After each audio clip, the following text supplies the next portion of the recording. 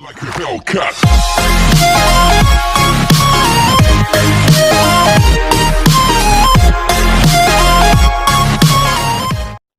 ચાલો છોકરાઓ, good morning. આપણે આગળ વધીએ. તો લાસ્ટ વિડીયોની અંદર આપણે બોહરના નમૂના વિશે સમજ્યા કે બોહરે બહુ સારો નમૂનો આપ્યો છે, પણ તેમ છતાં પણ આપણે એની કેટલીક મર્યાદાઓ જોઈને આવ્યા કે બોહરના નમૂનો પણ એકદમ પરફેક્ટ નથી. એટલે કે બોહરનો નમૂનો એકદમ સરળ રીતે આપણે રજૂ કરી શક્યા નથી. એમાં બી કેટલીક ખામીઓ છે. તો આ ખામીઓને દૂર કરી એક સરળ અને સાદો પરમાણુ આપવા માટે હજુ પણ આગળ પ્રયત્નો થતા રહ્યા.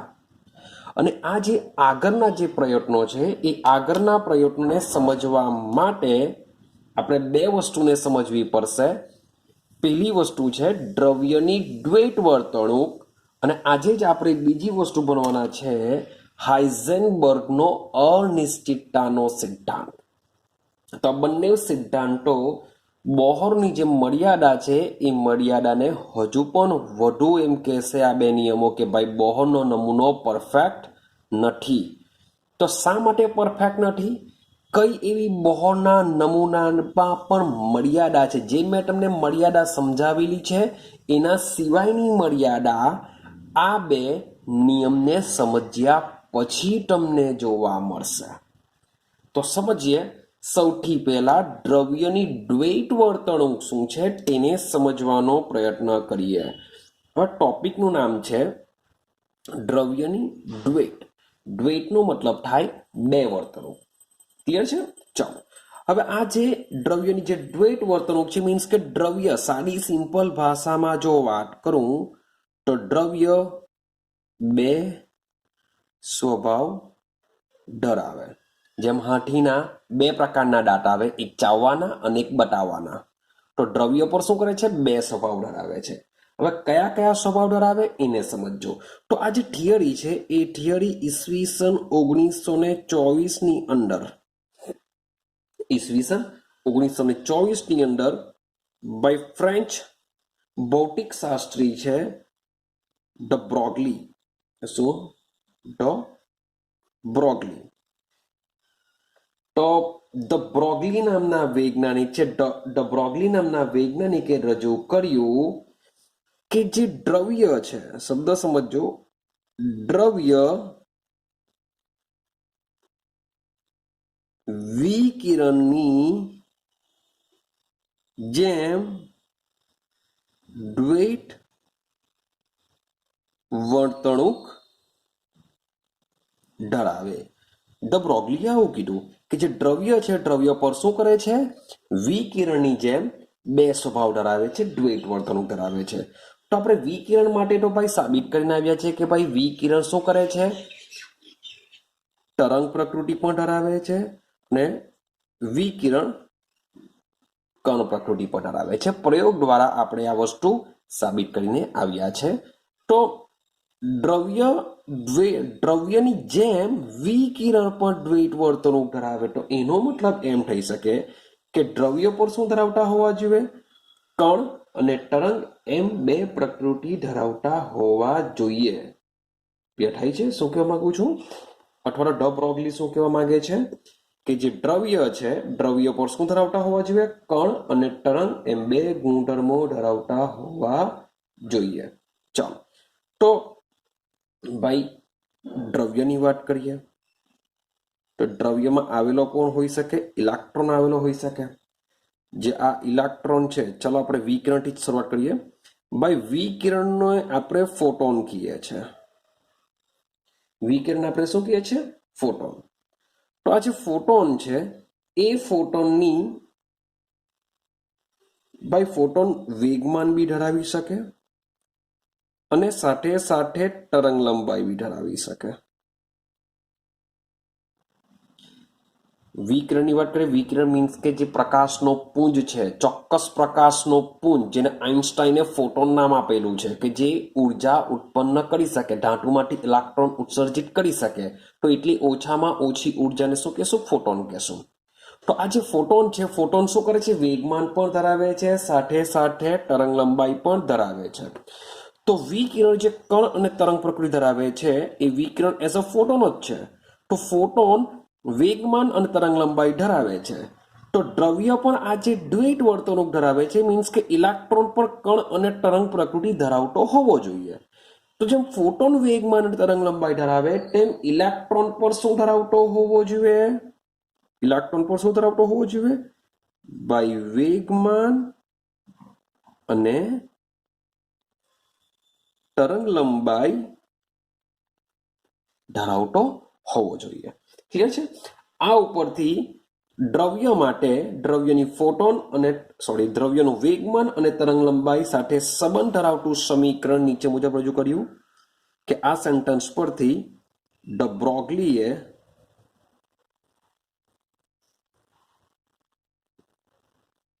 દ્રવ્યની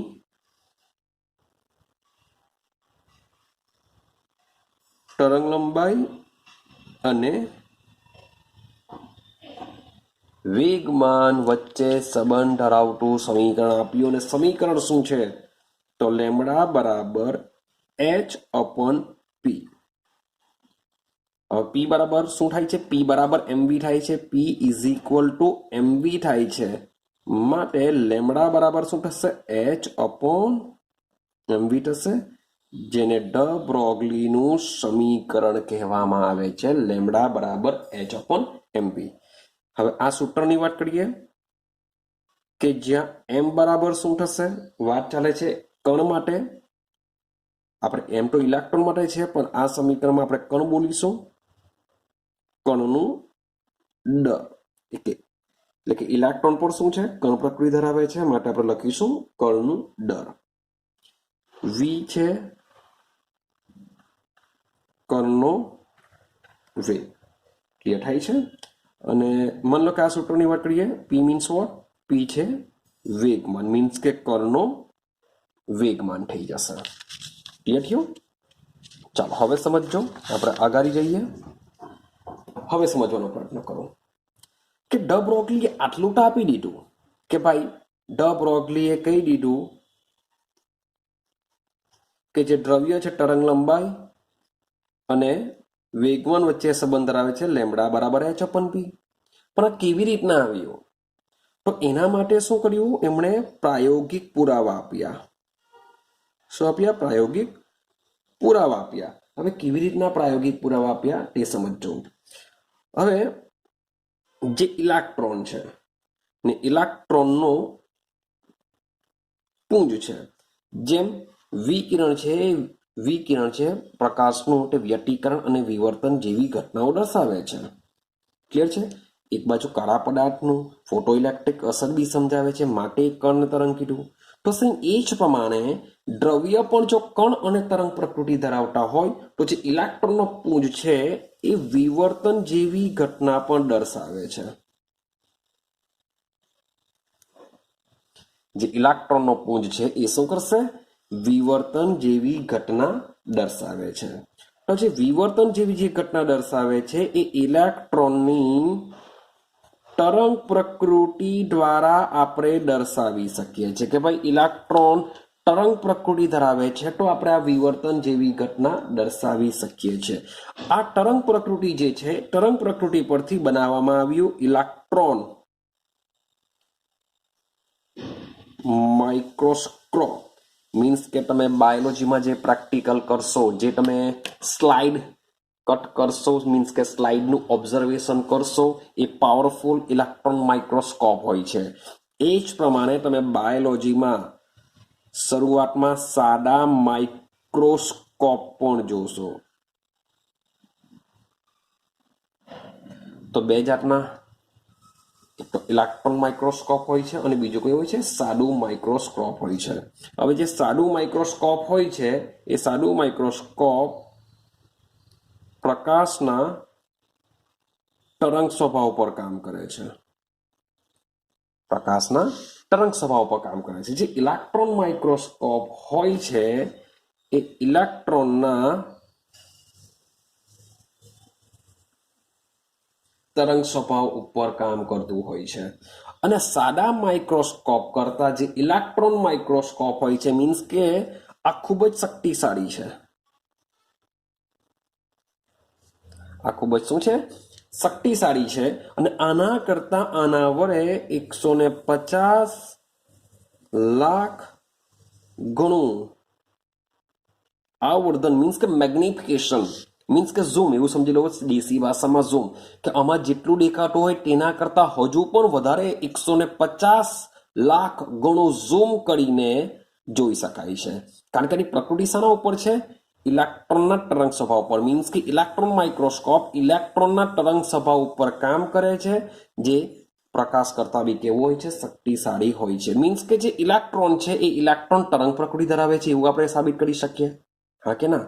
ઇલેક્ટ્રોન તરંગ પ્રકૃતિ ધરાવે છે ને આગળ ઇલેક્ટ્રોન કણ પ્રકૃતિ પણ ધરાવે છે. માટે ડ બ્રોગલીએ સાબિત કર્યું કે જે ઇલેક્ટ્રોન છે એ ઇલેક્ટ્રોન તરંગ પ્રકૃતિ બી ધરાવી શકે છે અને સાથે સાથે કણ પ્રકૃતિ પણ ધરાવે છે. એટલે કે ઇલેક્ટ્રોન શામાં રહેલો હોય? દ્રવ્યમાં રહેલો હોય. માટે દ્રવ્ય દ્વૈત વર્તણૂક ધરાવે છે, એવું સાબિત થયું હતું. ક્લિયર? ચાલો હવે સમજો. હવે ડ બ્રોગલીએ આ જે સૂત્ર જે આપ્યું છે એ શાના પર? મીન્સ કે સૌથી પહેલો પોઈન્ટ સમજજો કે ડ બ્રોગલીએ આ જે થિયરી જે આપેલી છે એ થિયરી કોઈ પણ વસ્તુ જે શબ્દ બોલું છું ગતિમાં હોય તેના માટે કામ કરશે. કોઈ પણ વસ્તુ જે ગતિમાં, હવે આપણો ઇલેક્ટ્રોન બી શું કરશે? રોટેશન કરતો છે, ગતિમાં છે, માટે એ બે પ્રકૃતિ ધરાવી શકે. તો કોઈ પણ જે વસ્તુ છે એ વસ્તુ ગતિમાં હોય તો ગતિમાં હશે તો એ એની તરંગ લાક્ષણિકતા હશે. શું હશે? એની તરંગ લાક્ષણિકતા હશે. તો કોઈ પણ વસ્તુ ગતિમાં હોય તો એની તરંગ લાક્ષણિકતા હશે. અને જો તરંગ લાક્ષણિકતા હોય તો એની સાથે શું સંકળાશે? લેમડા સંકળાશે. મીન્સ કે તરંગ લંબાઈ આવશે. તો તરંગ લાક્ષણિકતા હોય તો એની સાથે તરંગ લંબાઈ હશે. તો જે વસ્તુ ગતિમાં હશે તો એની જે તરંગ લંબાઈ અને એની ગતિ આપણે સમજવાનો પ્રયત્ન કરીએ. સમજો, હવે બરાબર સમજવાનો પ્રયત્ન કરજો. માની લેવું કે મારી પાસે એક દોડતો હાથી છે. મારી પાસે એક દોડતો હાથી છે, રેડી? અને મારી પાસે એક છે દોડતો ઇલેક્ટ્રોન. ઇલેક્ટ્રોનની ગતિ એમ લઈએ આપણે. તો મારી પાસે બે વસ્તુ છે, કોમ્પિટિશન ચાલે છે.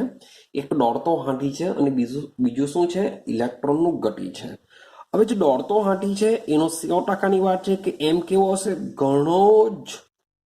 ઘણો જ મોટો હશે, હા કે ના? ઇલેક્ટ્રોનની કમ્પેરિઝનમાં દોડતા હાથીનું જે વજન છે, વજન કેવું હશે? ખૂબ જ વધારે હશે. અને આ બાજુ ઇલેક્ટ્રોનના દરની વાત કરીએ, કેવું હશે? આપણે યાદ છે 9.9 × 10⁻31 કિલોગ્રામ. આટલું શું હોય છે? ઇલેક્ટ્રોનનું દર હોય છે.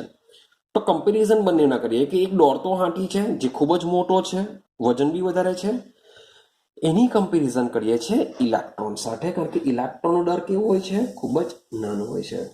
રેડી? તો સમજીએ કે શું ડ બ્રોગલીનો નિયમ કોઈ પણ વસ્તુ ગતિમાં હોય તેના માટે લાગુ પાડી શકાય? તો ના. કોઈ પણ કણ, કોઈ પણ વસ્તુ કે જે ગતિમાં છે તો શું લાગુ પાડી શકાય? તો એ વસ્તુ શક્ય નથી. કારણ કે જેનો એમ બહુ મોટો હશે તેના માટેની જે તરંગ લંબાઈ છે, તરંગ લંબાઈ કેવી હોય છે? ઘણી જ નાની હોય છે. ઘણી જ નાની હોય છે. અને ઇલેક્ટ્રોન જેનું દર ખૂબ જ નાનું છે, ખૂબ જ નાનું હશે તો એની જે લેમડા હોય છે એ લેમડા કેવું હોય છે? મોટો હોય છે. મીન્સ કે આપણે એની કેલ્ક્યુલેશન કરી શકીએ છીએ. દરિયામાંથી એક ટીપું પાણી લઈ લઈએ તો દરિયાને કંઈ જ ફરક નહીં પડે. મીન્સ કે આવા જે મોટા, જે વધુ દર ધરાવતા જે વસ્તુ છે, ભલે ગતિમાં હોય છે તેમ છતાં પણ એની લેમડા એટલે કે તરંગ લંબાઈ કેવી હોય છે? ખૂબ જ એટલે ખૂબ જ નાની હોય છે, જે આપણે અવગણી શકીએ એટલી નાની હોય છે. તેની કમ્પેરિઝનમાં આપણે કોઈ એવો કણ લઈએ કે જે ગતિમાં છે પરંતુ એનું દર નાનું હોય તો શું થશે કે એની જે તરંગ લંબાઈ મળશે એ કેવી મળશે? મોટી મળશે. કારણ કે સૂત્ર શું છે આપણું? લેમ્બડા બરાબર h/mv. મીન્સ કે આ જે સમીકરણ છે એ સમીકરણ કોઈ પણ વસ્તુ જે ગતિમાં હશે એના માટે જ કામ કરશે. જે ગતિમાં હશે તેના માટે જ કામ કરશે. હવે બીજો ક્વેશ્ચન એવો આવે કે કોઈ પણ વસ્તુ ગતિ તો કરતી હશે પણ એનું દર કેટલું હશે એ પણ ખૂબ જ ઇફેક્ટ કરશે. તો દર જો વધારે હશે તો લેમ્બડાની વેલ્યુ કેવી મળશે? મને ખૂબ જ નાની મળશે, જે કામની નથી. પણ બીજી વસ્તુ કે માની લો કે ઇલેક્ટ્રોન જેવા કણ છે એને આપણે અપરમાણવીય કણ કહેશું. અપરમાણવીય કણ. તો આવા જે અપરમાણવીય કણ છે એનું દર કેવું હોય છે? ખૂબ જ નાનું હોય છે ને ગતિમાં પણ છે. જો દર નાનું હશે તો એ લોકોની એવા કણની તરંગ લંબાઈ કેવી હોય છે? થોડી ઘણી મોટી આપણે મળતી હોય છે. ક્લિયર છે? તો આપણે એક ક્વેશ્ચનને આધારે સમજવાનો પ્રયત્ન કરીએ. સમજો, માની લો કે મારી પાસે 0.1 કિલોગ્રામ દર ધરાવતો એક દડો છે. મારી પાસે શું છે? 0.1 કિલોગ્રામ દર ધરાવતો એક દડો છે. હવે આ જે દડો છે એ દડાનો વેગ 10 મીટર પ્રતિ સેકન્ડ છે. દડાનો વેગ કેટલો છે? 10 મીટર પ્રતિ સેકન્ડ. તો હવે આપણે શોધવાનું કીધું તેની તરંગ લંબાઈ. વેગ આપેલો છે, દર આપેલું છે, લેમ્બડા સ્લોને કીધું 100% આપણે ડ બ્રોગલીને જ યાદ રાખવું પડશે. ડ બ્રોગલી લેમ્બડા બરાબર h/p. આ સૂત્ર છે. પરંતુ વેગમાન તો આપ્યું નથી, પણ એની જગ્યાએ આપણે આપેલો છે વેગ. ક્લિયર છે? એટલે કે v આપેલો છે, દર આપેલું છે, તો એની જગ્યાએ મૂકી શકીએ લેમ્બડા બરાબર h/mv મૂકી શકીએ. રેડી છે? ચાલો, h મીન્સ વોટ? પ્લાન્ક અચળાંક. પ્લાન્ક અચળાંકની વેલ્યુ કેટલી આવશે? 6.626 into 10⁻34. ચાલો, મેં તમને પહેલા જ કીધેલું છે કે ઇલેક્ટ્રોનનું દર આપવામાં આવતું નથી. આપણે શું કરવું પડતું હોય છે? સોરી ફોર ધેટ, થોડીક મોટી મિસ્ટેક. આ દર છે. કોનું છે ભાઈ? દરાની વાત ચાલે છે. આપણે ઇલેક્ટ્રોનની વાત નથી કરતા. દરાનું વેગ કેટલું આપેલું છે? 0.1 કિલોગ્રામ. આનો એકમ હોય છે, યાદ છે, જૂલ ઇન્ટુ સેકન્ડ. પ્લાન્ક અચળાંક છે. પ્લાન્ક અચળાંકનો એકમ હોય છે જૂલ ઇન્ટુ સેકન્ડ. આનો એકમ આપેલો છે કિલોગ્રામ. 0.1 કિલોગ્રામ. ચાલો, વેગની વાત કરીએ. વેગ કેટલો છે? 10. અહીંયા લખી દઈએ 10 મીટર પ્રતિ સેકન્ડ. થઈ ગયું? ચાલો, તો હવે સમજવાનો પ્રયત્ન કરીએ કે શું થશે. તો આનો જે તમને આન્સર મળશે એ આન્સર મળશે 6.626 ઇન્ટુ 10⁻34. કેમ? 0.1 લઈ લો, 1/10, 10 કેન્સલ થઈ જશે, તો તમને સીધો જ આ બેઠો આન્સર મળી જશે. ક્લિયર છે? હવે એકમ શું થશે? તો એકમ જોઈએ. ચાલો, તો એકમની જો વાત કરતા હોઈએ ત્યારે સમજો કે એકમ શું થશે. તો જૂલ ઇન્ટુ સેકન્ડ છે, તો સેકન્ડ. આ સેકન્ડ છેદમાં છે તો ઉપર જશે, શું થઈ જશે? ઉપર વધી જશે, એટલે કે સ્ક્વેર થઈ જવાનું. ક્લિયર થાય છે? ચલો, મીટર બી રહેશે. તો કિલોગ્રામની વાત કરીએ તો આનો એકમ તમારો બની જશે kilogram metre square into (10⁻²). Clear? Joule means કે જૂલ ઇઝ ઇક્વલ ટુ ની વેલ્યુ આટલી હોય છે. Joule is equal to kilogram into metre square into second inverse. આ એક જૂલનો એકમ હોય છે. જો જૂલની જગ્યાએ આ વસ્તુ મૂકવામાં આવે તો શું થશે? કિલોગ્રામ કેન્સલ થઈ જશે. મીટર સ્ક્વેરમાંથી 1 મીટર રહેશે, 1 કેન્સલ થઈ જશે, ને બંને સેકન્ડ બી કેન્સલ થઈ જશે. તો એકમ તમારો બની જશે 6.626 ઇન્ટુ 10⁻34 ઇન્ટુ એકમ આવી જશે મીટર. કારણ કે જે લેમ્બડા હોય છે એ આપણે તરંગ લંબાઈ મીટર છે, સેન્ટીમીટર છે, એ બધામાં યુઝ કરીએ છીએ. તો તમે ચેક કરો કે આ જે વેલ્યુ આવેલી છે એ વેલ્યુ કેટલી નાની છે. હવે એક બીજું એક્ઝામ્પલ. હવે સમજો, વાત આપણે કરીએ ઇલેક્ટ્રોનના દર વિશે.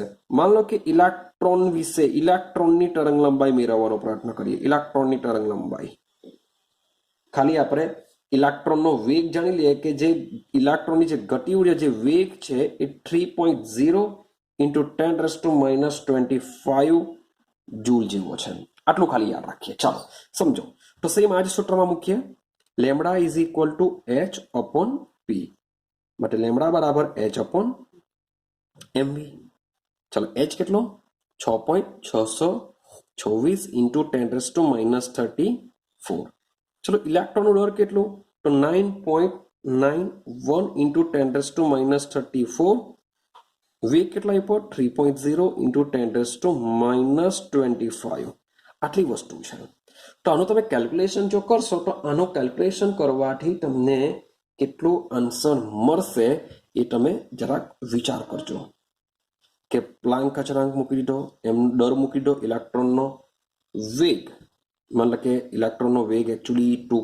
10⁻16 પાવર જેટલો હોય છે. 10⁻16 પાવર જેટલો એનો વેગ હોય છે, જે એકચ્યુઅલી આપણી બુકમાં ઓલરેડી આપ્યો નથી.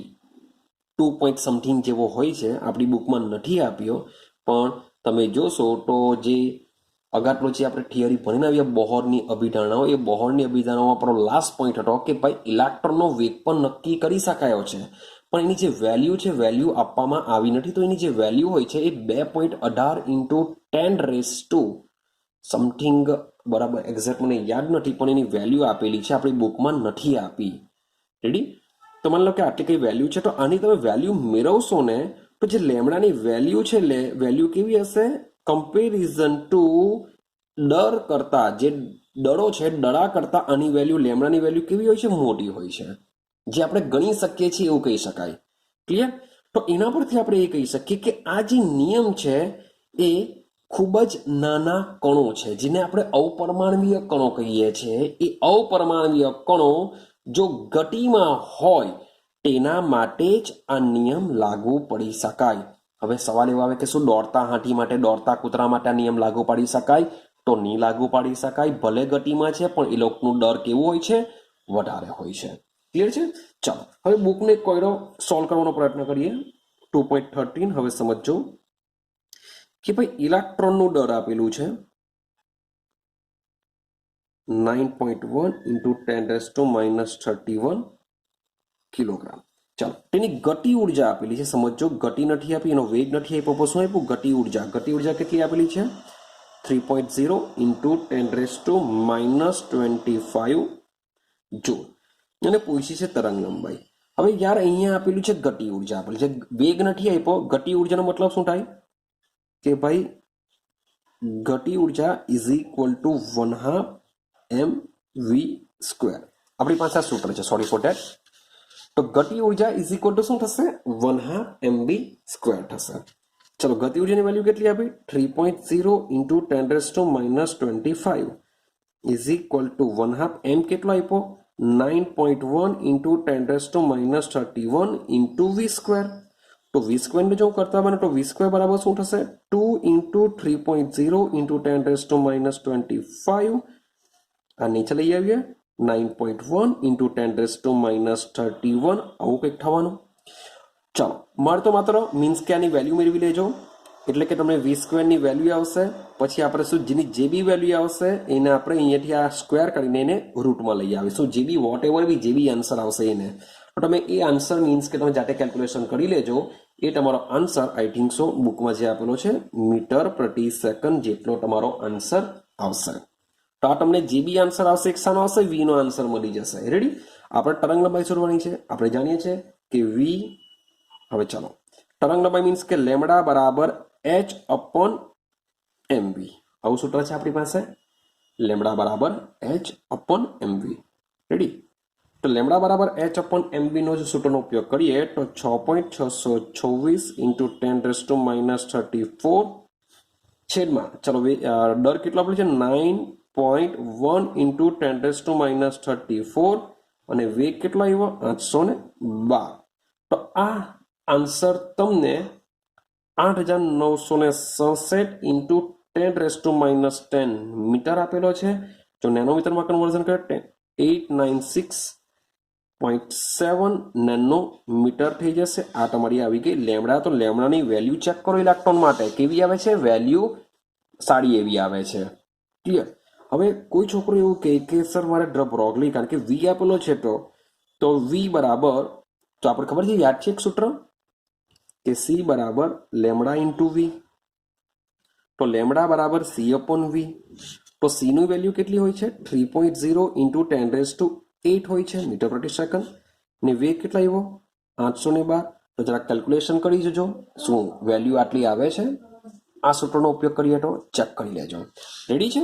તો તમે એક્ઝામ્પલમાં જોશો તો લેમડાની વેલ્યુમાં કેવી આવે છે, થોડીક આપણે એમ જોઈ શકીએ કે ભાઈ આટલી તરંગ લંબાઈ હોય છે. માટે આ જે નિયમ છે માત્ર કોના માટે કામ કરશે? અપરમાણવીય કણો કે જે ગતિમાં હોય છે તેની તરંગ લંબાઈ જાણવા માટે કામ લાગતી હોય છે. એટલે કે તરંગ લંબાઈ પણ કામ લાગે છે. એક લાસ્ટ કોયડો જોઈએ આપણે, 2.14 જોઈએ. ચાલો, લેમડા ઇઝ ઇક્વલ ટુ 3.6 એંગસ્ટ્રોમમાં આપેલું છે. હવે યાદ રાખજો, વેલ્યુ યાદ રાખવી પડશે. એંગસ્ટ્રોમનું મીટરમાં કન્વર્ઝન કરીએ તો 3.6 ઇન્ટુ 10⁻⁻10 મીટર હોય છે. ક્લિયર થાય છે? ચાલો, તો ફોટોનું દર શોધવાનું કીધેલું છે. ફોટોનનું દર શોધવું મીન્સ કે એમ શોધવાનું છે. લેમડા આપેલો છે તો સેમ સૂત્ર, લેમડા બરાબર h અપોન mv સૂત્ર છે. હા કે ના? લેમડા બરાબર h અપોન mv. ચાલો, તો ફોટોનનું દરની વાત કરીએ તો દર મીન્સ કે એમને કરતા બનાવીએ તો એમ બરાબર શું થાય? h અપોન લેમડા વી થવાનું. ચાલો, h કેટલો? 6.626 ઇન્ટુ 10⁻34 છેદમાં લેમડા કેટલો છે? 3.6 ઇન્ટુ 10⁻10. ભાઈ વેગ કાઢી લાવવાના, વેગ તો આપ્યો જ નથી. તો ભાઈ અહીંયા કોનું દર છે? ફોટોનનું દર. તો વેગ બી કોનો હશે? ફોટોન. Photon means what? પ્રકાશનું પુંજ. Photon means what? પ્રકાશનું પુંજ. અને ફોટોન એટલે કે પ્રકાશનો વેગ કેટલો હોય છે? યાદ રાખજો, આપ્યું નથી તો એનો મતલબ એમ નહીં થાય કે થોડુંક દિમાગ ચલાવવું પડશે. ફોટોનનું દર છે એટલે કે પ્રકાશનું દર પૂછેલું છે. તો પ્રકાશનો વેગ કેટલો હોય? 3.0 ઇન્ટુ 10⁻, યાદ કરો, 8 મીટર પ્રતિ સેકન્ડ. તો આની તમે વેલ્યુ મેળવશો તો આન્સર હશે 6.135 ઇન્ટુ 10⁻29 કિલોગ્રામ. આ હોય છે પ્રકાશનું દર. ક્લિયર છે? તો આવા નાના નાના દાખલાઓ 1 કે 2 માર્ક્સમાં તમને ડ બ્રોગલી પરથી પૂછી શકાય. તો ધ બ્રોગલી આવું કંઈક સમજાયું કે જે વિકિરણની જેમ દ્રવ્ય પણ દ્વૈત વર્તણૂક ધરાવે છે. ક્લિયર છે? તો હવે આપણે થિયરી સમજીએ, હાઇઝનબર્ગ શું કહેવા માંગે છે, અને પછી આપણે બોહરે જે નિયમ આપેલો છે, જે અભિધારણાઓ આપેલી છે, એ આ હાઇઝનબર્ગને સમજ્યા બાદ એમાં પણ આપણે શું કરવું પડશે? એમાં સુધારો તો નહીં કરી શકીએ, પણ એમાં ખામીઓ વધી જશે. કેવી રીતના વધશે સમજીએ હવે. ચાલો છોકરાઓ, હવે સમજો મજાની થિયરી, આપણે કન્સેપ્ટ સમજીએ. કન્સેપ્ટ શું છે સમજવાનો પ્રયત્ન કરો. હવે આપણે સમજવાના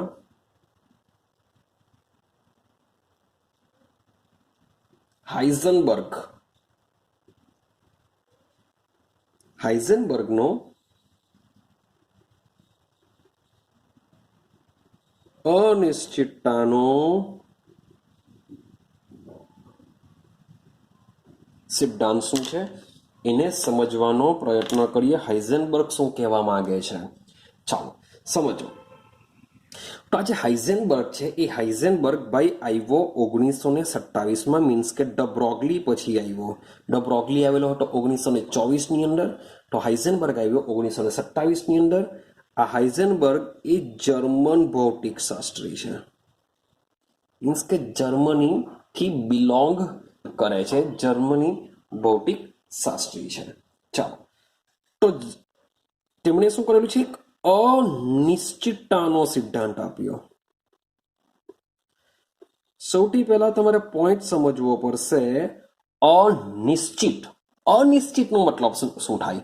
કે જે ચોક્કસ નહીં હોય, જે નિશ્ચિત નહીં હોય તેને અનિશ્ચિત કહેવાય. મારું વજન કેટલું છે? 60 કિલોગ્રામ છે. હમણાં છે પણ 2 દિવસ પછી મે બી ન પણ હોય. તો મારું જે વજન છે એ અનિશ્ચિત કહેવાય. કેમ અનિશ્ચિત કહેવાય? ભાઈ બદલાતું રહેવાનું છે. હું 5 દિવસ ઉપવાસ કરા તો એ 5 કિલો ઘટી બી જાય, પણ બરાબર ખાઈ લેવા તો શું થશે? વધી પણ જશે. તો તો વજન કેવું છે સાહેબ? બદલાતું રહેશે. આપણી જે હાઈટ છે અમુક ઉંમર સુધી ફિક્સ થશે, પણ તે પહેલા બદલાતી રહેતી હોય છે, વધતી જ રહેતી હોય છે. એમ કે મીન્સ કે ઘટવાનું તો નથી જ, પણ મોટે ભાગે વધતી રહેવાની હોય છે. તો એ અનિશ્ચિત કહેવાય. તો હાઇઝનબર્ગે પરમાણુમાં શું કીધું? પરમાણુમાં અનિશ્ચિતતા શું સમજાવી? સમજો. તો હાઇઝનબર્ગ શું કહેવા માંગે છે કે આ જે નિયમ છે એ નિયમ જે ડ બ્રોગલીએ જે દ્રવ્ય દ્વૈત સ્વભાવ ધરાવે છે એનો ઉપયોગ કરીને અનિશ્ચિતતાનો સિદ્ધાંત આપેલો છે. કારણ કે ઈસવીસન 1924માં ડ બ્રોગલીએ સમજાવેલું હતું કે દ્રવ્ય શું છે? દ્વૈત વર્તણૂક ધરાવે છે, અને એ પ્રિન્સિપલનો ઉપયોગ હાઇઝનબર્ગે અનિશ્ચિતતાનો સિદ્ધાંત આપવા માટે કર્યો હતો. હવે મેઇન છે કે આ નિયમ શું છે સમજવાનો પ્રયત્ન કરજો. એમ તો બહુ સમજવાની જરૂર નથી, ખબર જ પડી જશે. નિયમ જોજો કે સમજો. દ્રવ્ય શાનો બનેલો છે?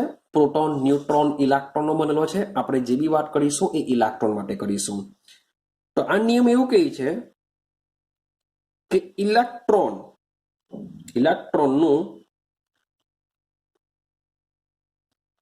ચોક્કસ સ્થાન, શબ્દ છે ચોક્કસ સ્થાન, અને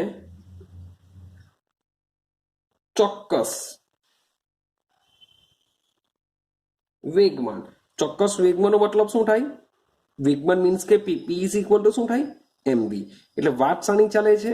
કાં તો વેગ બી તમે લઈ શકો, વેગમાન અથવા તો વેગ. તો ઇલેક્ટ્રોનનું ચોક્કસ સ્થાન અને ચોક્કસ વેગમાન એક જ સાથે, શબ્દ બોલું છું આ મેઇન છે, મેઇન આટલો શબ્દ છે, એક જ સાથે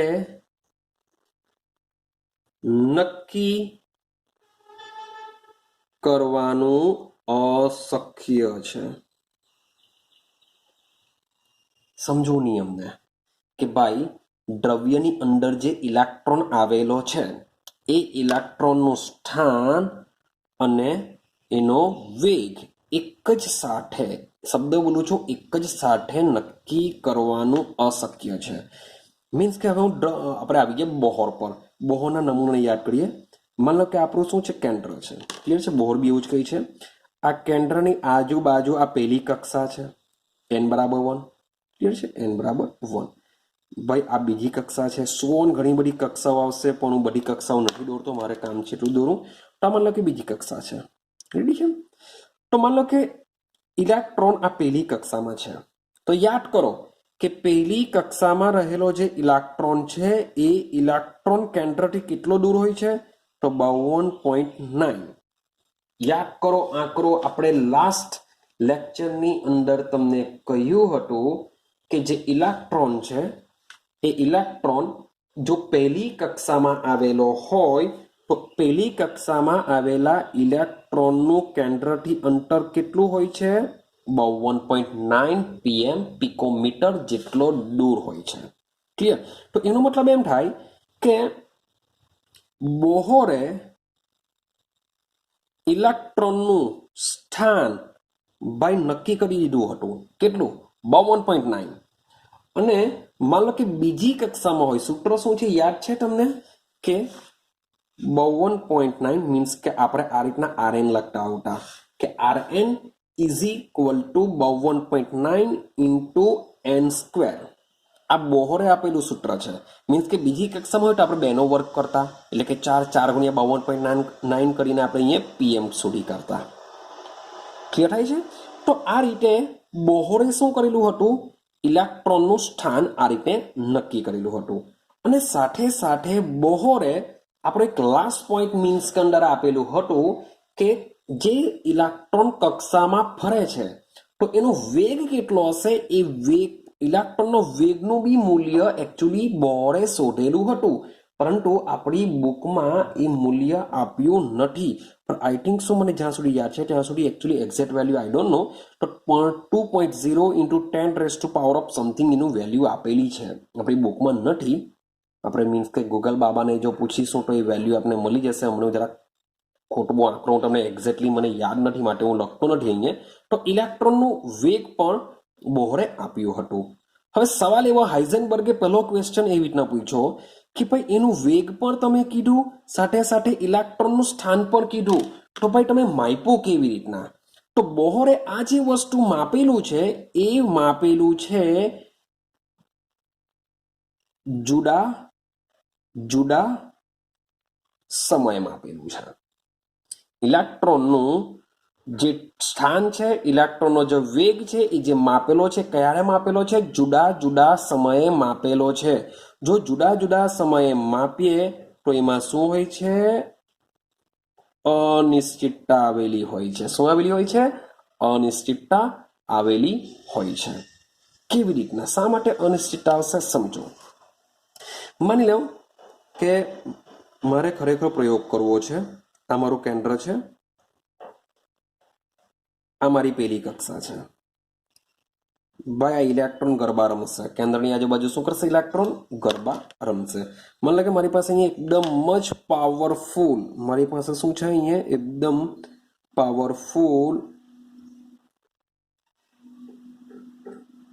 સોરી ફોર ધેટ, મને લાગે અહીંયા મારી પાસે એકદમ પાવરફુલ આ ઇલેક્ટ્રોન માઇક્રોસ્કોપ છે એવું સમજીને ચાલો. મારી પાસે શું છે? એકદમ પાવરફુલ ઇલેક્ટ્રોન માઇક્રોસ્કોપ છે જેને અહીંયાથી હું ઓબ્ઝર્વેશન કરા. તમારી આંખ છે સમજો. તમારી પાસે એકદમ પાવરફુલ ઇલેક્ટ્રોન માઇક્રોસ્કોપ છે જેને પર જોવા. હવે યાદ કરો કે ભાઈ ઇલેક્ટ્રોન જેવો જે કણ છે એ જોઈ ન શકાય, હા કે ના? જોઈ ન શકાય, એને આપણે જોઈ શકવાના નથી.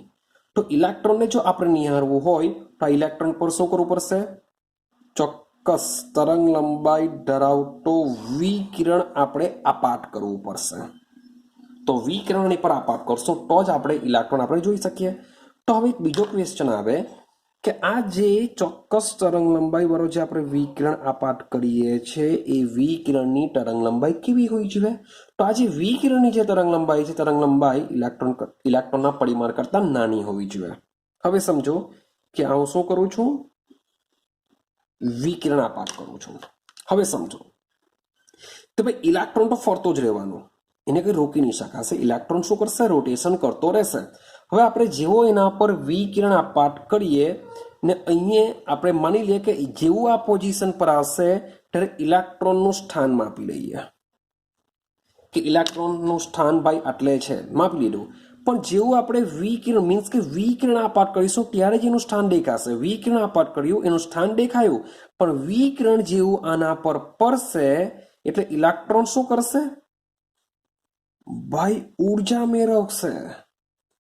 ઇલેક્ટ્રોન શું કરી લેશે? ઉર્જા મેળવી લેશે. જો ઉર્જા મેળવી લે તો એનો વેગ શું થશે?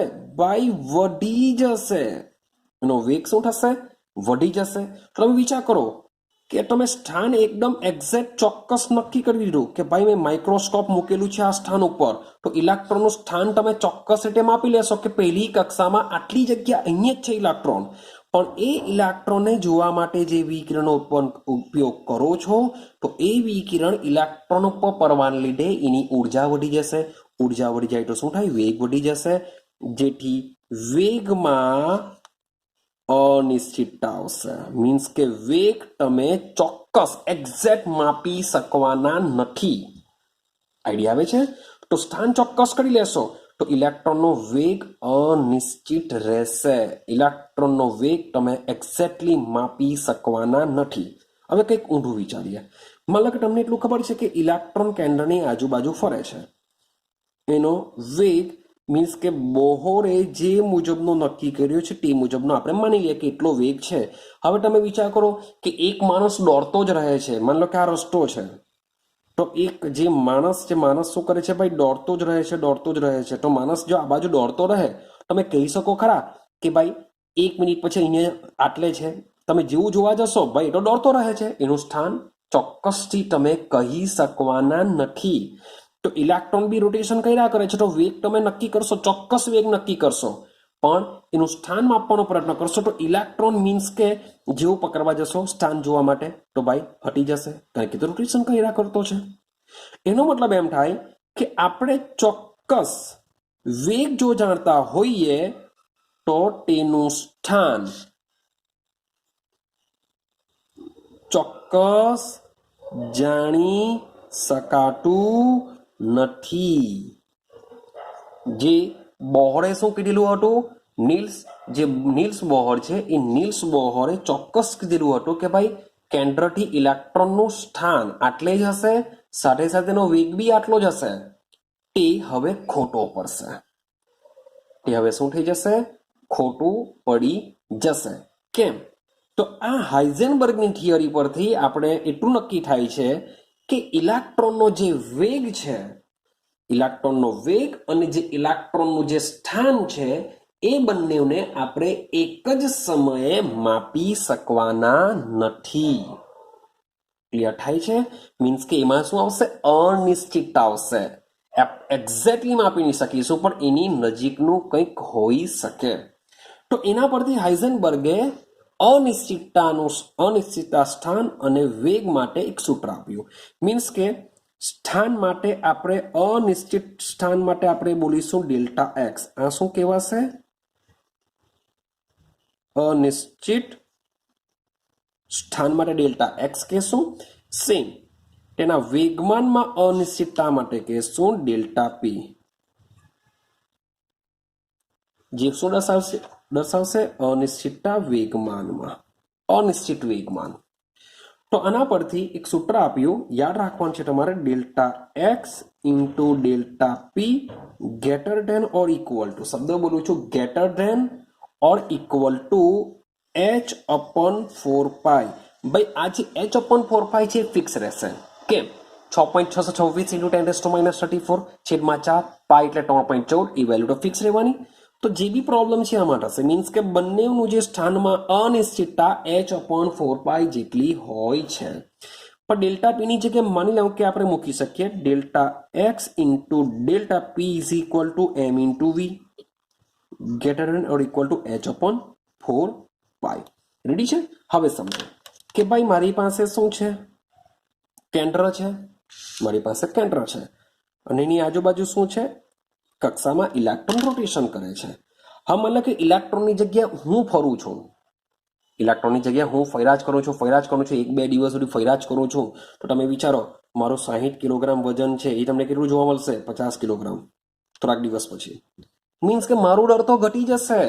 પણ ઇલેક્ટ્રોન છે ભાઈ, ઇલેક્ટ્રોનનું ડર પણ કોઈ પણ અસર થવાની નથી. મીન્સ કે ઇલેક્ટ્રોનનું ડર જેવું છે તેવું જ રહેશે. માટે ડેલ્ટા એક્સ ઇન્ટુ લખી શકીએ M into delta V greater than or equal to, sorry for that, delta X into એમને આપણે બહાર કાઢી લેવો પડશે. મીન્સ કે ડેલ્ટા એમ નહીં લખી શકાય. કેમ નહીં લખી શકાય? કારણ કે એનું જે ડર હોય છે એ ડર કેવું હોય છે? ફિક્સ હોય છે. એને ડરમાં બદલાવ થવાનો નથી. એ કંઈ આપણા જેવો નથી કે ડાયટિંગ કરશે એટલે વજન ઘટી જશે. એનું જે ડર છે એ જેટલું છે એટલું જ રહેવાનું છે. માટે M into delta V greater than or equal to h upon 4 pi. Done? હવે જોજો. તો મીન્સ કે તમારે જે પણ વસ્તુ તમને, મીન્સ કે આના જો ક્વેશ્ચન પૂછાય ને જે પણ વસ્તુ શોધવાનું હોય એને આપણે કરતા બનાવી દેશું. બાકીની વસ્તુ એ બાજુ લઈ જઈ શકીએ છીએ. જે ડેલ્ટા એક્સ શું છે? સ્થાનમાં અનિશ્ચિતતા. ડેલ્ટા વી શું છે? વેગમાં અનિશ્ચિતતા થશે. અને એક બીજી વસ્તુ કહી રાખું કે આ સૂત્રનો તમે જ્યારે ઉપયોગ કરશો ત્યારે એટલું યાદ રાખજો કે તમારે અહીં greater than or equal to લખવાનું નથી. એની જગ્યાએ આપણે શું કરીશું? ઇઝ ઇક્વલ ટુ નો ઉપયોગ કરીશું. મીન્સ કે જ્યારે દાખલા જો આવશે તો દાખલામાં આપણે શું કરીશું? Delta X into delta P is equal to h upon 4 pi આ રીતનો ઉપયોગ કરીશું. ગ્રેટર અને ઇક્વલ ટુ ખાલી યાદ રાખવાનું છે. મીન્સ કે જે સ્થાનમાં અથવા તો વેગમાં અનિશ્ચિતતા છે એ આના કરતાં મોટી હોય છે. આની જે વેલ્યુ હોય છે એ વેલ્યુ કરતાં આની વેલ્યુ કેવી હોય છે? અનિશ્ચિતતાની વેલ્યુ મોટી હોય છે. રેડી છે? તો જ્યારે આપણે સ્થાન માપવાનો પ્રયત્ન કરશો આ સૂત્ર પરથી, જો કણનું, મોટે ભાગે ઇલેક્ટ્રોન માટે જ વપરાય છે, તે તો કોઈ બી કણ માટે વાપરી શકાય. માટે હું લખું છું કે જ્યારે કણનું સ્થાનમાં અનિશ્ચિતતા હોય, કણમાં સ્થાનમાં અનિશ્ચિતતા જો હશે તો તમને ડેલ્ટા પી એટલે કે વેગમાનમાં પણ અનિશ્ચિતતા હશે. જો ડેલ્ટા એક્સ જે ઇલેક્ટ્રોનનું સ્થાન છે, ડેલ્ટા એક્સ માની લઈએ કે ખૂબ જ નાનો છે, ડેલ્ટા એક્સ કેવો છે નાનો, મીન્સ કે એમાં એક્યુરેસી આપણે મેળવેલી છે. સમજો કે ડેલ્ટા એક્સ છે ખૂબ જ નાનો છે. નાનોનો મતલબ શું થાય કે ડેલ્ટા એક્સ માની લઈએ કે ચોક્કસ હશે. તો એ જો ચોક્કસ હોય તો એનો જે વેગ હોય છે, વેગની વેલ્યુ કેવી તમને જોવા મળશે? મોટો જોવા મળશે. મેં તમને અગાડી સમજાવ્યું કે તમે સ્થાન એકદમ ચોક્કસ માપવાનો પ્રયત્ન કરશો તો વેગ તમે ચોક્કસ માપી શકવાના નથી, એટલે કે એની વેલ્યુ કેવી આવશે? મોટી આવશે. આના કરતા ઉલટું બી વિચારી શકાય. માની લો કે તમે ડેલ્ટા વી એટલે કે એના વેગનું મૂલ્ય એકદમ ચોક્કસ રાખ્યું, એટલે કે એમાં અનિશ્ચિતતા ખૂબ જ ઓછી છે, એટલે કે ચોક્કસ છે. અનિશ્ચિતતા ખૂબ જ ઓછી છે, એટલે કે ડેલ્ટા વી નું મૂલ્ય નાનું છે, ઓછું છે અનિશ્ચિતતા. તો એનો મતલબ એમ થાય કે વેગ જો તમે એકદમ કમ્પ્લીટલી માપી લેશો, તમે વેગ જો કમ્પ્લીટલી માપી લેશો એટલે કે ચોક્કસ મૂલ્ય મેળવી લેશો તો ડેલ્ટા એક્સ નું મૂલ્ય કેવું મળશે? સોરી ફોર ધેટ, મોટું મળશે. ક્લિયર થાય છે? શોર્ટ એન્ડ સિમ્પલ બંનેની વેલ્યુ, ઇલેક્ટ્રોનનો વેગ અને ઇલેક્ટ્રોનનું સ્થાન, બંનેની વેલ્યુ આપણે એક જ સાથે માપી શકતા નથી. એ કોણ કહે છે? હાઇઝનબર્ગ કહે છે. ક્લિયર થાય છે? જે ડ બ્રોગલીની આ પણ એક મર્યાદા બની જશે, કારણ કે ડ બ્રોગલીએ સ્થાન અને વેગ શું કર્યું છે? મીન્સ કે વારા ફરતી મેળવેલું છે, વારા ફરતી મેળવેલું છે. જે હાઇઝનબર્ગ સમજાવવા માંગે છે કે ભાઈ તમારે ઇલેક્ટ્રોનને જોવો હશે તો એના પર વિકિરણ આપાત કરવું પડશે. તો એ જે વિકિરણની જે તરંગ લંબાઈ છે એ પણ ઘણા નાના મૂલ્યની હોય છે. એ પણ તમને કહી રાખું કે આ જે વિકિરણ આપણે જે આપાત કરીએ છીએ એની તરંગ લંબાઈ બી કેવી હોવી જોઈએ? ઇલેક્ટ્રોનના પરિમાણ કરતા નાની હોવી જોઈએ, તો જ એ કામ કરશે. ચાલો, તો હવે સમજો એક નાનો એક બીજો એક્ઝામ્પલ આપીને તમને સમજાવવાનો પ્રયત્ન કરેલો છે, આપણે સમજીએ. ચાલો, મારી પાસે માની લો કે આ જે પેજ છે, મારી પાસે જે કાગળ છે, એ કાગળ પર જે હું લખું છું તો એ કાગળની મારે જાડાઈ માપવી છે. ચાલો, તમને એક હોમવર્ક આપી દીધું મેં કે મારી પાસે જે કાગળ છે, કાગળની શું કરવાની છે? એની જાડાઈ માપવાની છે. તો તમે શું કહેશો? ભાઈ આપણે યુઝ કરીશું ફૂટપટ્ટીનો, માપપટ્ટી અથવા માપપટ્ટી લઈએ, આપણે માપપટ્ટીનો ઉપયોગ કરીશું. પણ મેં તમને ટ્વિસ્ટ કરીને આપ્યું કે આ જે માપપટ્ટી અથવા ફૂટપટ્ટી છે તમારી પાસે જે અંકિત કર્યા વગરની છે. ચાલો માપી કાઢો. તો તમે કેમ માપવાના ભાઈ? કારણ કે તમારી પાસે જે માપપટ્ટી છે એ માપપટ્ટી કેવી છે? અંકિત કર્યા વગરની છે. ભાઈ અંકિત કર્યા વગરની હોય તો ભાઈ જાડાઈ તમે આશરે જ કહી દેશો કે ભાઈ આટલી હોઈ શકે, કારણ કે એક્ઝેક્ટ તો તમે માપી શકવાના નથી, કારણ કે અંકિત કર્યા વગરની છે. ચાલો, હવે બીજું વિચારીએ. માન લો કે તમારી પાસે જે માપપટ્ટી છે એ અંકિત કરેલી છે, પણ આના ઉપર જે અંકો આપેલા છે એનો જે પરિમાણ છે, એના જે એકમો છે અથવા તો એના જે પરિમાણો છે એ પરિમાણો વિચારો કાગળની જાડાઈ કરતા મોટા છે. મીન્સ કે વિચારો કે આની જે આ પેપરની જે થિકનેસ છે એકદમ જ પાતળી છે. હવે તમે માપપટ્ટી પણ માન લો કે સેન્ટીમીટર વાળી માપપટ્ટી આવે ને સેન્ટીમીટર વાળી પટ્ટીથી માપવાનો પ્રયત્ન કરો તો ભાઈ આ તો એકદમ જ પાતળું છે, સેન્ટીમીટર ભાઈ મોટું થઈ જશે.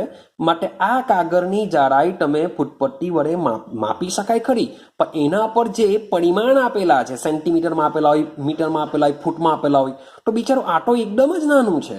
તો એ માપપટ્ટી વડે તમે એ કાગળને માપી શકવાના નથી. મીન્સ કે કાગળની જાડાઈ માપવા માટે એ કાગળ માટે જે તમે માપપટ્ટી વાપરો છો તો કાગળની જાડાઈનું જેટલું પરિમાણ હશે એ પરિમાણ કરતા નાના પરિમાણની માપપટ્ટી હોવી જોઈએ. કંઈક આઈડિયા આવે છે હું શું કહેવા માંગુ છું? મીન્સ કે કાગળની થિકનેસ બહુ નાની છે, તમે જે માપપટ્ટીનો ઉપયોગ કરશો એ બહુ મોટી હશે, બહુ મોટું પરિમાણ ધરાવતું હશે, તો એના વડે આ માપી નહીં શકાય. મારે તમારે જો માપવી હોય તો મીન્સ કે ખૂબ જ ઓછા એકમો, નાના એકમો ધરાવતી હોય એવી માપપટ્ટીનો ઉપયોગ કરવો પડશે, તો જ તમે આ કાગળનું પરિમાણ માપી શકો છો. ક્લિયર થાય છે? આઈડિયા આવે છે? ચાલો, તો સેમ વસ્તુ હવે ઇલેક્ટ્રોન પર આવી જઈએ તો ભાઈ ઇલેક્ટ્રોનના પરિમાણો કરતા ઓછા પરિમાણો હોય, ઇલેક્ટ્રોન જો તમારે માપવું હોય તો ઇલેક્ટ્રોનના પરિમાણો કરતા ઓછા પરિમાણો વાળા પરિમાણો ધરાવતા એકમ ધરાવતા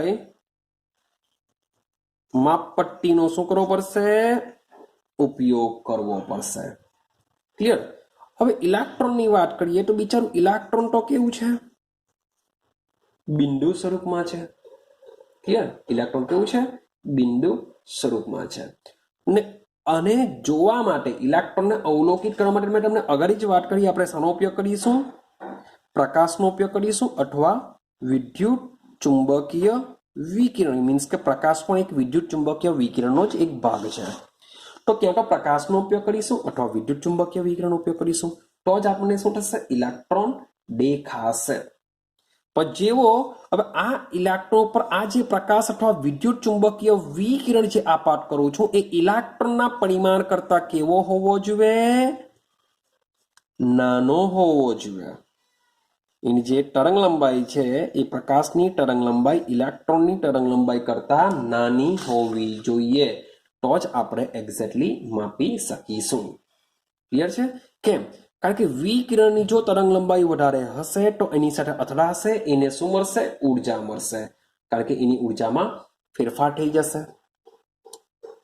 તો જેટલો પાવરફુલ હશે, જેટલો, કારણ કે સૂત્રો જો કે P બરાબર H અપોન લેમડા છે. P બરાબર H અપોન લેમડા. તો તમારી જે તરંગ લંબાઈ છે એ તરંગ લંબાઈ જેટલી નાની હશે એટલો જ વેગમાન વધારે હશે. તો જેટલી પ્રકાશની તરંગ લંબાઈ નાની લેશું એટલો જ એનો વેગ ઓછો વધશે. સોરી ફોર ધેટ, તરંગ લંબાઈ કેવી લઈએ છીએ આપણે? નાની લઈએ છીએ. તો ફોટોન જે તરંગ લંબાઈ નાની લઈએ છે માટે એના દ્વારા જે ઇલેક્ટ્રોનની ઉર્જા છે એ ઇલેક્ટ્રોનની ઉર્જામાં ફેરફાર તો થશે, માટે પણ ઓછો ફેરફાર જો થાય તો જ આપણે ઇલેક્ટ્રોનનું સ્થાન નક્કી કરી શકીશું. જો અહીંયા જો લેમ્ડા પાવરફુલ લેશું તો એના દ્વારા ઉર્જા વધારે મળે, તો ઉર્જા જો વધારે મળી જશે તો ઇલેક્ટ્રોનનો વેગ ઘણો બધો વધી જશે, અને ઘણો બધો વધી જાય તો એનું સ્થાન દર્શાવવા માટે આપણે મુશ્કેલી નડશે. માટે જે ઇલેક્ટ્રોન છે, ઇલેક્ટ્રોન પર આપણે જે પ્રકાશનું વિકિરણ આપાત કરીશું એની જે તરંગ લંબાઈ હોવી જોઈએ એ બી કેવી હોવી જોઈએ?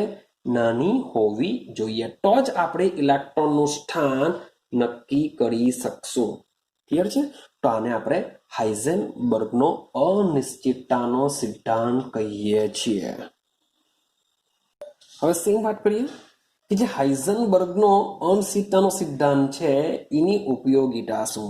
તો સેમ કે હાઇઝનબર્ગનો આ જે અનિશ્ચિતતાનો જે સિદ્ધાંત છે, આ જે નિયમ છે એ નિયમ પણ જે મોટા કણો છે, મોટા કણોને કહી શકીએ આપણે માઇક્રો, સૂક્ષ્મદર્શીય. શું કહેશું આપણે? સોરી ફોર ધેટ, મોટી વસ્તુઓ છે એને સ્થૂળદર્શીય કહેશું. સ્થૂળદર્શીય, સ્થૂળદર્શીયનો મતલબ શું થાય? જે લોકો મોટા કણો છે આપણે સ્થૂળદર્શીય કહેશું. તો સ્થૂળદર્શીઓ વસ્તુઓ પર લાગુ પાડી શકાતો નથી, અથવા તો એનું જે મૂલ્ય આવતો હોય છે કેવો હોય છે? નગણ્ય હોય છે. માટે એ નિયમ સ્થૂળદર્શીય એટલે કે મોટા કણો, મોટી વસ્તુઓ પર લાગુ પડતો નથી. દોડતો હાથી, દોડતો કૂતરો, એ બધા પર બી લાગુ પાડી શકાતો નથી. આ જે નિયમ છે એ નિયમ માત્ર અપરમાણવીય કણો, કે જે નાના કણો છે, ઇલેક્ટ્રોન છે, પ્રોટોન છે, એ જે નાના કણો છે એ નાના કણો મીન્સ કે સૂક્ષ્મ દર્શીય સ્તરે જ આ નિયમ લાગુ પાડી શકાય છે. એના માટે એક નાનું અમથું આપણે એક્ઝામ્પલ સમજવાનો પ્રયત્ન કરીએ. ધારો કે મારી પાસે છે એક મિલીગ્રામ, 1 મિલીગ્રામ આપણે 10⁻⁶ કિલોગ્રામ દર ધરાવતી વસ્તુ છે મારી પાસે. 1 મિલીગ્રામ 10⁻⁶ કિલોગ્રામમાં આપણે કન્વર્ટ કરી નાખ્યું. તો તો આટલી દર ધરાવતી વસ્તુ છે એને આપણે અનિશ્ચિતતાનો સિદ્ધાંત લાગુ પડીએ તો સૂત્ર શું છે? તો delta X into delta P M into delta V લખી દઈએ આપણે. Delta X into M into delta V is equal to H upon 4 pi. પણ એમને જો તે બાજુ લઈ જાઉં તો delta X into delta V is equal to H upon 4 pi into M થશે. એચની વેલ્યુ શું મૂકીશું આપણે? 6.626 ઇન્ટુ 10⁻34 પ્લાન્ક અચળાંક 4 ગુણ્યા 3.14 ફિક્સ રહેશે. હવે ઇલેક્ટ્રોનનું દર કેટલું લીધું આપણે? 10⁻6 કિલોગ્રામ લીધું. તો આની જે એપ્રોક્સિમેટલી વેલ્યુ તમને મળશે 10⁻28 મીટર સ્ક્વેર પ્રતિ સેકન્ડ. આ શું છે? ડેલ્ટા એક્સ ઇન્ટુ ડેલ્ટા વીની તમને આટલી વેલ્યુ પ્રાપ્ત થશે. મીન્સ કે સ્થાનમાં અનિશ્ચિતતા અને વેગમાં અનિશ્ચિતતાની જે વેલ્યુ હોય છે કેવી હોય છે? 10⁻28 મીન્સ કે કેવી હોય છે? ખૂબ જ નાની હોય છે. ખૂબ જ નાની હોય તો આ વેલ્યુ આપણે શું કરી શકીએ છીએ? અવગણી શકીએ એટલી નાની હોય છે. માટે જે ભારે વસ્તુઓ છે જેનું વજન છે ભારે વસ્તુઓ છે મીન્સ કે 1 મિલીગ્રામ એટલે કે 10⁻6 આ પણ વજનવાળી હોય છે. કેમ? કારણ કે આપણા ઇલેક્ટ્રોનની વાત કરીએ તો ઇલેક્ટ્રોન દર કેટલું? 9.9 ઇન્ટુ 10⁻31 કિલોગ્રામ છે. ઇલેક્ટ્રોન દર કેટલું હોય? 9.9 ઇન્ટુ -10⁻31 કિલોગ્રામ છે, જ્યારે આટલો 10⁻6 કિલોગ્રામ છે. મીન્સ કે આટલું બી દર હશે તો પણ આ જે વેલ્યુ મળતી હોય છે ડેલ્ટા એક્સ અને ડેલ્ટા વીની તે કેવી હોય છે? ખૂબ જ મોટી ખૂબ જ નાની હોય છે, જેને આપણે શું કરી શકાય? અવગણી શકીએ છીએ. માટે ભારે વસ્તુઓ માટે પણ આ નિયમ લાગુ પડતો નથી. જે ઇલેક્ટ્રોન છે ઇલેક્ટ્રોન જેવા નાના કણો માટે જ આ નિયમ લાગુ પડતો હોય છે. ક્લિયર છે? તો આ છે હાઇઝનબર્ગનો અનિશ્ચિતતાનો સિદ્ધાંત કે જે સમજાવવા માંગે છે કે કોઈ પણ ગતિ કરતો કણનું સ્થાન અને વેગ એક જ સમયે એક જ સાથે નક્કી કરી શકાતું નથી. જો નક્કી કરવા જશો તો 100% એમાં અનિશ્ચિતતા ઊભી થશે. ક્લિયર થાય છે? અને કહેશું આપણે હાઇઝનબર્ગનો અનિશ્ચિતતાનો સિદ્ધાંત. તો કેટલાક એક્ઝામ્પલ છે એ એક્ઝામ્પલ ટ્રાય કરજો, તમને સોલ્વ કરવાનો પ્રયત્ન કરજો અને સાથે સાથે નેક્સ્ટ વિડીયોની અંદર ચાલો નેક્સ્ટ વિડીયો આપણે કન્ટિન્યુ જ કરીએ, કામ કરીએ, આગળ ચાલુ કરીએ. તો જે બે એક્ઝામ્પલ છે બે એક્ઝામ્પલને સમજીએ. ચાલો છોકરાઓ આપણે આગળ વધીએ. મીન્સ કે વિડીયો નેક્સ્ટ બનાવવાનો હતો પરંતુ આમાં જ આપણે કન્ટિન્યુ કરી દઈએ. સમજો એટલે મીન્સ કે આપણો ટોપિક કન્ટિન્યુ રહેશે. મીન્સ કે કોયડો આપેલો છે તમને કેવી રીતના સોલ્વ કરવાનો છે, આના કેવા એક્ઝામ્પલ પૂછાય છે એ જરાક સમજવાનો પ્રયત્ન કરીએ કે કેવા પ્રકારના એક્ઝામ્પલ પૂછાશે. સૂક્ષ્મદર્શક યંત્રનો ઉપયોગ કરી ફોટોનથી પરમાણુમાં ઇલેક્ટ્રોનનું સ્થાન સૌથી પહેલા આપેલું છે ઇલેક્ટ્રોનનું સ્થાન. તો ઇલેક્ટ્રોનનું સ્થાન 0.1 એંગસ્ટ્રોમ અંતરમાં જાણવા માટે કરવામાં આવેલ છે. કે ઇલેક્ટ્રોનનું સ્થાન જાણી લીધું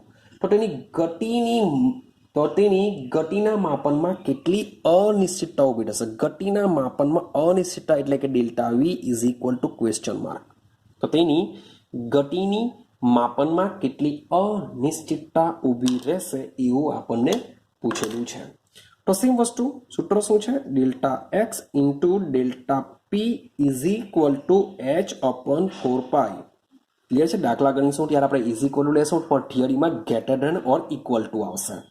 ચાલો હવે મારે શોધવાનું છે ડેલ્ટા વી. ડેલ્ટા વી તો દેખાતું નથી તો વેગમાનની જગ્યાએ શું મૂકી શકીએ? Delta X into M into delta V is equal to H upon 4 pi આ રીતના મૂકી શકીએ. ડેલ્ટા વી શોધવાનો છે પણ ડેલ્ટા વીને કરતા બનાવીએ. Delta V is equal to H upon 4 pi into delta X into M મૂકી દેશું.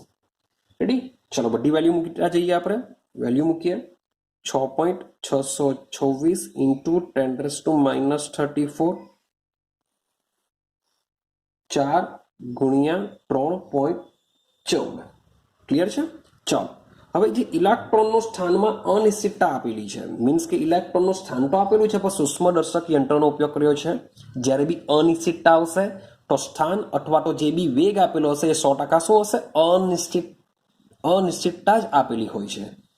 તો 0.1 આપેલો છે, મતલબ શું થશે? 0.1 ઇન્ટુ 10⁻10 મીટરમાં આપણે એને કન્વર્ઝન કરીશું. હવે સમજો દરની વાત કરી, મીન્સ કે એમ મીન્સ વોટ? ઇલેક્ટ્રોન દર. હવે ઇલેક્ટ્રોનનો દર આપ્યું નથી ને મેં તમને આગળ બી કીધેલું છે કે ઇલેક્ટ્રોનનો દર તમારે યાદ રાખવું પડતું હોય છે, આપવામાં આવતું હોતું નથી. તો એ છે 9.11 ઇન્ટુ 10⁻31 કિલોગ્રામ. ક્લિયર છે? તો આનું તમે કેલ્ક્યુલેશન તમારે કરવાનું છે, તો આન્સર તમને મળી જશે 5.79 ઇન્ટુ 10⁻6 બાય વેગ છે, વેગનો એકમ થશે મીટર પ્રતિ સેકન્ડ. રેડી? આ રીતના એક્ઝામ્પલ એના પૂછાતા હોય છે, ઇઝી હોય છે, ખાલી સૂત્રમાં તમારે વેલ્યુ મૂકવાની હોય છે. સેમ એક બીજો કોયડો જોઈએ, 2.16 જાક સમજવાનો પ્રયત્ન કરજો. એક ગોલ્ફ દડાનું દર આપેલું છે તમને 40 ગ્રામમાં છે અને વેગ આપ્યો 45 મીટર પ્રતિ સેકન્ડ છે. જો વેગ, શબ્દ સમજો, જો વેગ 2%ની ચોકસાઈથી માપી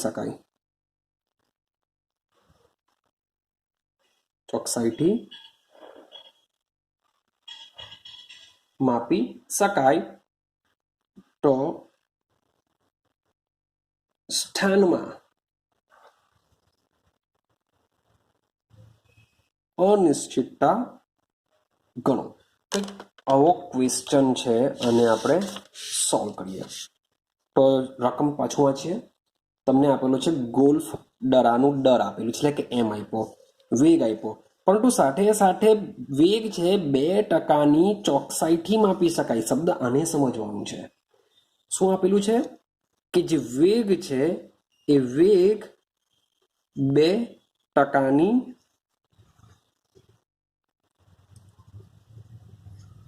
ચોકસાઈથી માપી શકાય છે, આવું આપ્યું છે. તો 2%ને ચોકસાઈથી માપી શકાય એનો મતલબ શું થાય? કે વેગ છે કેટલો?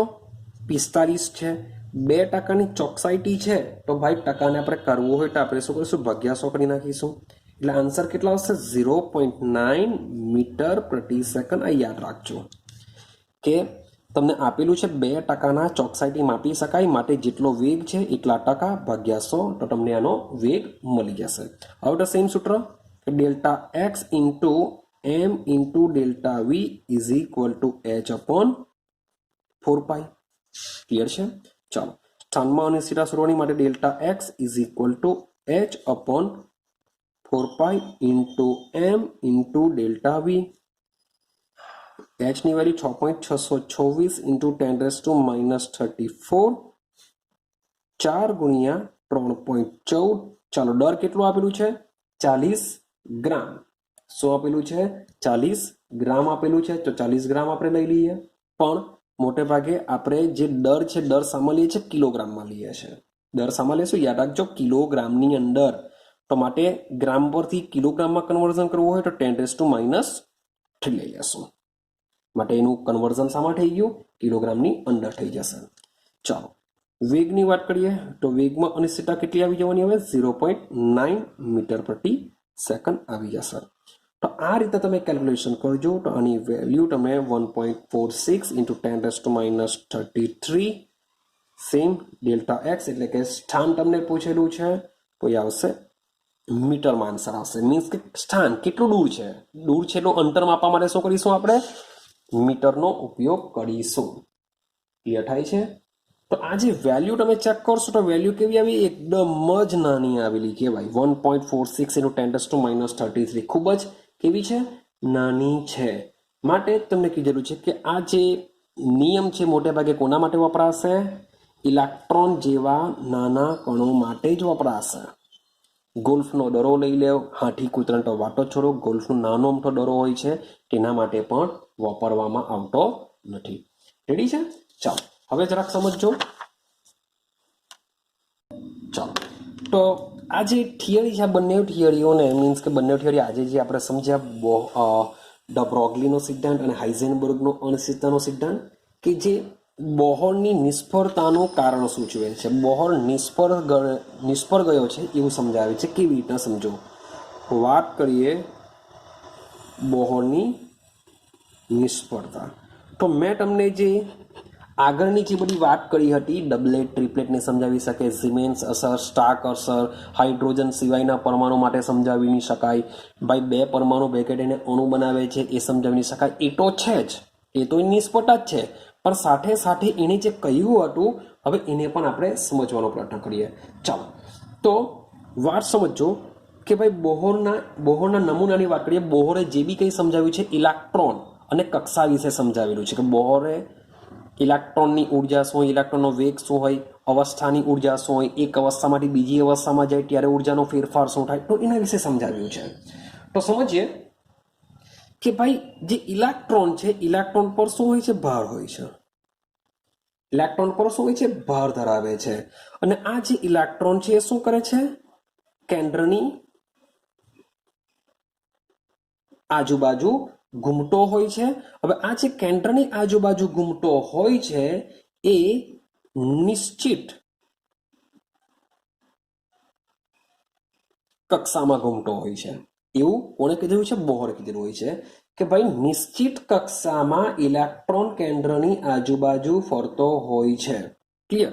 હવે બોહરના નમૂનાની જો વાત કરીએ તો બોહરના નમૂનો જે આપવામાં આવેલો છે એ બોહરનો નમૂનો તરંગ પ્રવૃત્તિને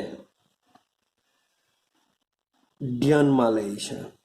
કે જે બોહરે જે અભિધારણાઓ આપેલી છે એ અભિધારણાઓ શાના પર આપેલી છે? તરંગ પ્રકૃતિને આધારે સમજવાનો પ્રયત્ન કરેલું છે.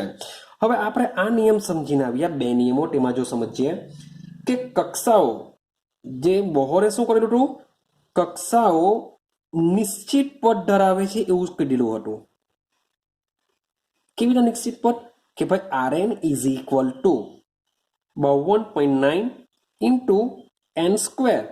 મીન્સ કે જે કક્ષાઓ છે, કક્ષાઓ કેવી હોય છે? ચોક્કસ પથ પર આવેલી છે, ચોક્કસ સ્થાને આવેલી હોય છે. એ લોકો ચોક્કસ પથમાં હોય છે એવું કહી શકાય. અને આ ચોક્કસ પથમાં જો ઇલેક્ટ્રોન આવેલો હોય તો ઇલેક્ટ્રોનનું સ્થાન પણ કેવું થઈ ગયું? એકદમ જ નિશ્ચિત થઈ ગયું. હા કે ના? તો ઇલેક્ટ્રોનનું સ્થાન નિશ્ચિત થઈ ગયું તો એને વેગ બી માપી કાઢ્યો, તો ઇલેક્ટ્રોનનું વેગ બી એને મેળવી લીધું. એવું કહેવા માંગે છે કે જે બોહર કહેવા માંગે છે કે કેન્દ્રથી દૂર જે કક્ષાઓ આવેલી છે, કક્ષાઓ ચોક્કસ સ્થાને આવેલી હોય છે, તો એનું એ સ્થાનમાં ઇલેક્ટ્રોન આવેલો હોય છે, ઇલેક્ટ્રોનનું બી સ્થાન નક્કી કરી શકાય. સાથે સાથે એ ઇલેક્ટ્રોન જે વેગથી દોડે છે એ પણ આપણે જાણી શકીએ છીએ. એવું કોણ કહે છે? બોહર કહે છે. પણ આપણે સમજીને આવ્યા હાઇઝેનબર્ગનો સિદ્ધાંત. ને હાઇઝેનબર્ગના સિદ્ધાંત પ્રમાણે સ્થાન અને વેગ એક જ સમયે જાણી શકાતું નથી. તો મીન્સ કે હાઇઝેનબર્ગનો જે સિદ્ધાંત છે એ બોહરના સિદ્ધાંતથી કેવો છે? એકદમ જ વિરુદ્ધ છે. કે એને ઇન્ડિવિજ્યુઅલ માપી લીધું હતું, બંનેને એક સાથે માપવાનો પ્રયત્ન કરેલો, તો જે આ બોહરના નમૂનાથી કેવો છે? એકદમ જ વિરુદ્ધ છે. બીજું કે બોહરે જે દ્રવ્ય છે એ દ્રવ્યને દ્વૈત સ્વભાવ તરીકે લીધો ન હતો, પરંતુ ડ બ્રોગલીના મત મુજબ જે દ્રવ્ય હોય છે, દ્રવ્ય કેવો સ્વભાવ ધરાવે? દ્વૈત સ્વભાવ ધરાવે છે. ક્લિયર છે? તો આ જે 2 થિયરીઓ છે એ 2 થિયરીઓ જે બોહરે જે આપેલી થિયરી છે એ ટોટલી વિરોધાભાસી કરે છે. મીન્સ કે જે બોહર કહેવા માંગે છે એના કરતાં ઉલટું ખરેખર શું છે? હાઇઝેનબર્ગે સમજાવવાનો પ્રયત્ન કરેલો છે કે ભાઈ ઇલેક્ટ્રોનનું સ્થાન અને એનો વેગ બંનેને આપણે એક જ સમયે જાણી શકાતું નથી. ક્લિયર છે? તો જે દ્રવ્ય છે એ દ્રવ્ય, તરંગ અને કણ બંનેના ગુણધર્મો ધરાવે છે અને સાથે સાથે હાઇઝેનબર્ગના અનિશ્ચિતતા સાથે પણ સુસંગતતા ધરાવે છે. આ બંને વસ્તુ ક્યારે ખબર પડી? તો એ ખબર પડી ક્વોન્ટમ યંત્રશાસ્ત્ર દ્વારા, કે જ્યારે ક્વોન્ટમ, સોરી ફોર ધેટ, પાછું જ રિપીટેશન કરી દઉં કે જે દ્રવ્ય છે, દ્રવ્ય શું કરે છે? દ્વૈત સ્વભાવ ધરાવતો નથી એવું બોહર કહે છે, પરંતુ ડ બ્રોગલીના નિયમ મુજબ દ્રવ્ય છે દ્વૈત સ્વભાવ ધરાવે છે. એટલે કે દ્રવ્ય, તરંગ અને કણ એમ બંનેના ગુણધર્મ ધરાવે છે. સાથે સાથે હાઇઝનબર્ગ એવું કહેવા માંગે છે કે ઇલેક્ટ્રોનનું સ્થાન અને વેગ બંનેને એકી સાથે જાણી શકાતું નથી. તો આ જે બંને વસ્તુ છે જે બોહરની અભિધારણાઓ કરતા વિરોધાભાસી દર્શાવે છે. તો આ બંને ખરેખર સાચી છે કે ખોટી છે? તો એને ક્વોન્ટમ યંત્રશાસ્ત્ર જ્યારે આવ્યું હતું તો આ યંત્રશાસ્ત્રને આને મંજૂરી આપી કે ખરેખર આ જે કહેવા માંગે છે ડ બ્રોગલી અને હાઇઝનબર્ગ એ ક્વોન્ટમ યંત્રશાસ્ત્ર પર શું કરે છે? પ્રકાશ પાડે છે. અને નક્કી થયું કે ભાઈ હાઇઝનબર્ગ અને ડ બ્રોગલી જે કહેવા માંગે છે એ આ શાસ્ત્ર મુજબ સાચું છે. મીન્સ કે બોહરની નિષ્ફળતા સાબિત થઈ.